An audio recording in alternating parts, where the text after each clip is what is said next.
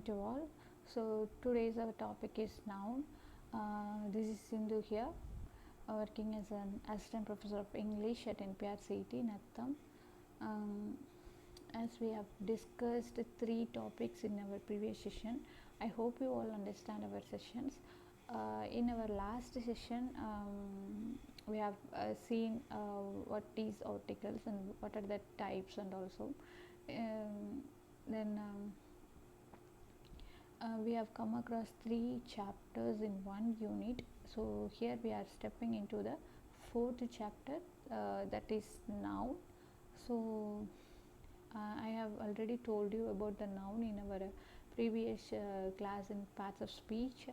So if you have any doubt, introductions or anything about a noun, we should just watch our previous session of parts of speech, so you can understand the continuations between that one and this one.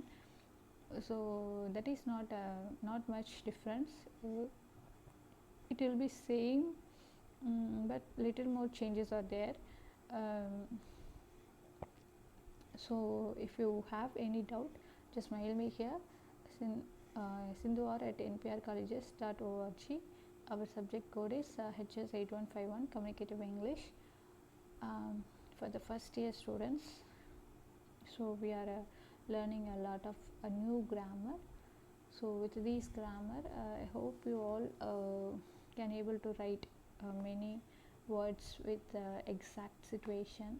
So here students can able to learn that new words where they want to use it and where they have to avoid it.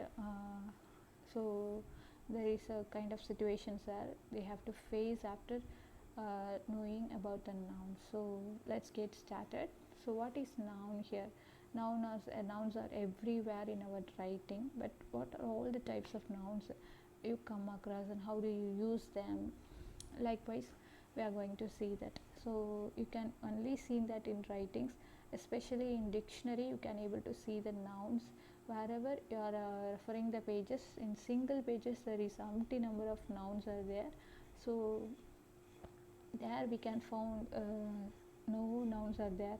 We can't say that no nouns are there or no verbs are there, like that, because everything is connected with the parts of speech only. So whenever you want to learn a new word, you can learn the parts of speech also, which word it refers to which word, like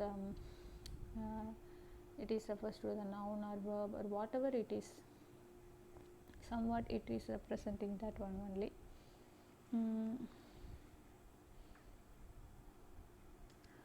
So sorry. So with all these nouns, we have go through the noun. So what is noun? Actually, noun is a naming word. Names something such as people, person, place, thing or idea. In a sentence, nouns can play the role of a subject, direct object, indirect object, and subject complement, object complement, a positive or adjective. So in all types of words we can able to see the noun. So how can we able to separate them? Before we separate them, we should step into that different types of noun. So here you can able to see that common noun, proper noun, concrete noun, abstract noun, collective noun. So these type of nouns differs a different type of noun. So when we are trying to learn what is noun, it's a more interesting topic. Here we can see that what is common noun. So common noun is nothing but it's a name for something which is common for many things, person or place. It encompasses a particular type of things or person or places. So whenever you are trying to know which is common noun, means in the common of things like country or city or Melbourne, Toronto, etc., but nothing in a particular way. It will be something in that way, it will be common. Okay, if it is Tamil Nadu, means in Tamil Nadu there is a lot of city there, and then Chennai is there, and Kanyakumari is there, different type of districts and states are there, but nothing, we should not compare that in a particular way, we should compare that in a common way only.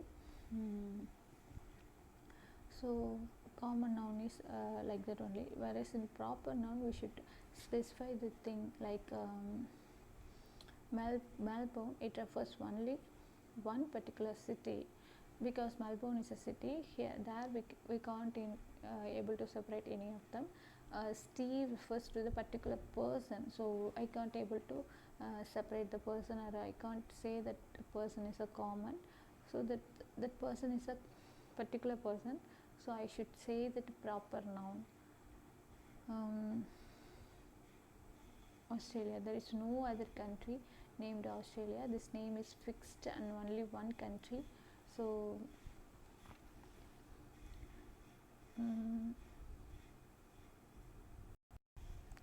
so what is abstract noun? So here abstract noun, that is refers to that word that cannot be seen, but that we can able to feel no existence in it, like it refers to ideas, qualities and conditions. It doesn't mean the physical activities, physical existence, but whereas in concrete noun it refers the physical existence. So that we can see that in the next one.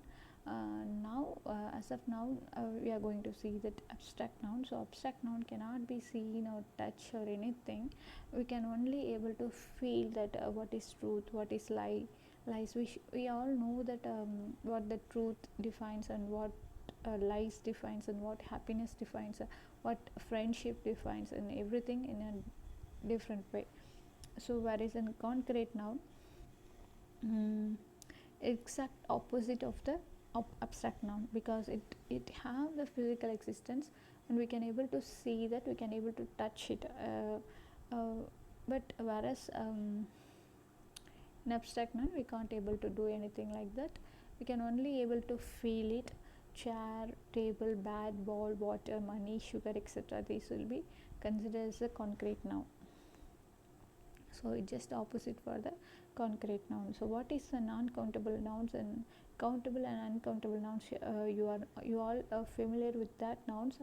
So when you are trying to explain that countable nouns, you can able to count the things, like you can able to count the animals, you can able to count the birds, flowers, and then whatever the counted one we can able to count it, whereas in non-countable nouns we can't able to count it. When you are trying to count mercury, you can't able to count that one, because that will be gone forever, gone for somewhere. We can't able to do anything, we can't able to count that one. Sugar or oil, salt, etc., you cannot say 1 water, 2 water, 3 water, because water is a not countable one. Okay, so that's why I have shown you that countable nouns can able to count that, there we can able to use a and the, whereas in uncountable nouns we can't use any and or the anything. So without we should use a and the for the countable nouns only. Example, chair, table, bat, ball, etc. So those can able to count it, that's why they have used. So what are the main difference? Abstract nouns and proper nouns are always non-countable nouns, but common nouns and concrete nouns can be both count and then non-countable nouns. So in common and concrete noun we can able to count that, and then we can't able to count that, so both it will come in those categories, whereas in abstract nouns and proper nouns we can't able to count anything, because it is uncountable nouns. So what about the collective noun? It's a group of things, people or animals. So set of things, whenever we are trying to say that family, in family there are a lot of things, like cousin, nephew or sister, brother, mother, lot of things are there in family. So there is a collection, we are giving the name for the family to separate the collections, like team, jury, cattle, etc. So collective nouns can be both plural and singular. So however Americans prefers use collective nouns as singular only, but both of the uses are correct in this part of the world, whereas in India we have counted that one as a singular and plural. So this is our collective nouns. So I hope you all understand the noun. Let's see you all in the next class for the next wait for the next updations. If you have any doubt on this particular topic noun, you can be clarify me by mail sindhuar@nprcolleges.org. Thank you all.